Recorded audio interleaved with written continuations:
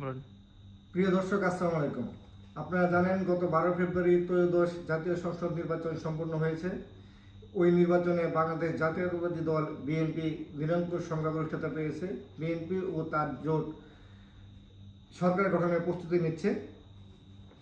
এর মধ্যে নির্বাচনে আপনারা জানেন অনেক রাজনৈতিক দল অংশ নিয়েছে। বিএনপি ছাড়াও বেশ কিছু রাজনৈতিক দল, সংখ্যা হিসাব করলে 50টির মতো অর্ধশত রাজনৈতিক দল এবং বেশ কিছু বিদ্রোহী প্রার্থীর সংখ্যা কিন্তু কম না, প্রায় 350-এর মতো 274টি আসনে বিদ্রোহী প্রার্থী ছিল।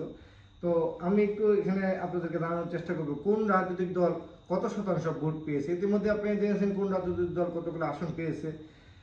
ভোটের হিসাব যদি বলতে চান, প্রথমেই বলব বাংলাদেশ জাতীয়তাবাদী দল বিএনপি 290টি আসনে প্রতিদ্বন্দ্বিতা করেছে দানের শেষ প্রতীকে। তারা ভোট পেয়েছেন 49.97, অর্থাৎ 50 ভাগ ভোট বিএনপি পেয়েছেন। নিকটতম রাজনৈতিক দল হিসেবে বাংলাদেশ জামায়াতে ইসলামী 227টি আসনে প্রতিদ্বন্দ্বিতা করেছে। এই 227টি আসনে প্রতিদ্বন্দ্বিতা করতে গিয়ে তারা দাঁড়িপাল্লা প্রতীকে ভোট পেয়েছে 31.76, অর্থাৎ প্রায় 32%। আর উল্লেখযোগ্যদের মধ্যে জাতীয় নাগরিক পার্টি 32টি আসনে প্রতিদ্বন্দ্বিতা করেছে শাপলা প্রতীকে। তারা ভোট পেয়েছেন 3.05 ভাগ, অর্থাৎ প্রায় 3 ভাগ। বাংলাদেশে 50টি রাজনৈতিক দল নির্বাচনে অংশ নিলেও এই 3টি রাজনৈতিক দল যে বললাম সেগুলি গুরুত্বপূর্ণ। আরেকটি গুরুত্বপূর্ণ রাজনৈতিক দল জাতীয় পার্টি বিভিন্ন সময় কিন্তু সংসদে প্রতিনিধিত্ব করেছে। তারা কিন্তু এবছর 199টি আসনে প্রতিদ্বন্দ্বিতা করেছে নাঙ্গল প্রতীকে, কিন্তু তাদের ভোট কিন্তু বলার মতো নেই। তারা একটি আসনও পায়নি। ভোট শতকরা 0.89 ভাগ, অর্থাৎ 1 ভাগ ভোটও কিন্তু তারা পায়নি। আর যেটা বলছিলাম শুরুতে, 274টি আসনে স্বতন্ত্র প্রার্থী ছিল। স্বতন্ত্র প্রার্থীর ভোটের সংখ্যা কিন্তু বেশ। তারা 5.79, অর্থাৎ প্রায় 6% ভোট কিন্তু তারা পেয়েছে। এখানে আরেকটি তথ্য আপনাদেরকে জানিয়ে রাখি, এই যে 300 আসনে কিন্তু প্রতিদ্বন্দ্বীর সংখ্যা ছিল 2028 জন।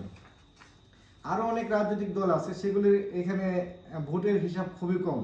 যেমন আমার বাংলাদেশ পার্টি, এবি পার্টি সংক্ষেপে বলা হয়, 30টি আসনে ঈগল প্রতীকে ভোট করে 0.28 ভাগ।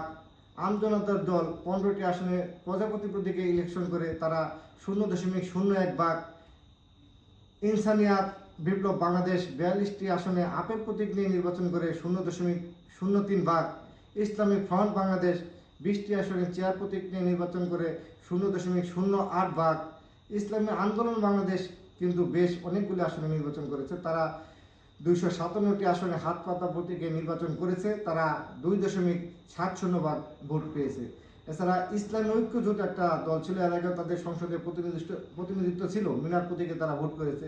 এবার কিন্তু তারা মাত্র 2টি আসনে প্রতিদ্বন্দ্বিতা করেছে, কিন্তু একটি আসনও পায়নি এবং তাদের ভোটের হার কিন্তু কোনো পরিসংখ্যানে আসেনি। 0.00 ভাগ তারা ভোট পেয়েছে। খেলাফত মজলিস 20টি আসনে দেয়ালগড়ি প্রতীকে নির্বাচন করে 0.76 ভাগ। গণ অধিকার পরিষদ 94টি আসনে তারা প্রতিদ্বন্দ্বিতা করেছে ট্রাক প্রতীকে। তারা ভোট পেয়েছে 0.33 ভাগ।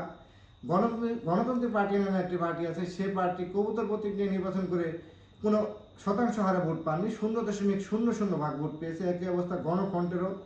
গণফোরাম 20টি আসনে উদীয়মান সূর্য প্রতীকে ভোট করে 0.01 ভাগ ভোট পেয়েছে। জাকের পার্টি 5টি আসনে গোলাপ ফুল প্রতীকে নির্বাচন করে 0.02 ভাগ ভোট পেয়েছে। গণসংহতি আন্দোলন 17টি আসনে নির্বাচন করেছে মাথাল প্রতীকে 0.14 ভাগ ভোট পেয়েছে। জাতীয় গণতান্ত্রিক পার্টি জাগপা তারা একটি আসনে চশমা প্রতীকে নির্বাচন করে 0.000 ভাগ ভোট পেয়েছে। জাতীয় পার্টি জেপি তারা 10টি আসনে নির্বাচন করেছে বাইসাইকেল প্রতীকে 0.04 ভাগ।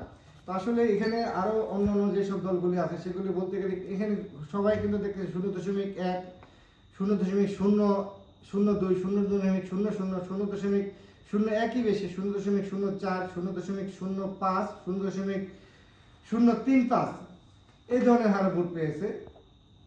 এগুলি যেহেতু উল্লেখযোগ্য ভোট নাই, যে কারণে সবগুলি দলের বিষয়ে আমি আর এখানে বিশ্লেষণে না গেলাম। সবাইকে ধন্যবাদ, ভালো থাকবেন, আসসালামু আলাইকুম।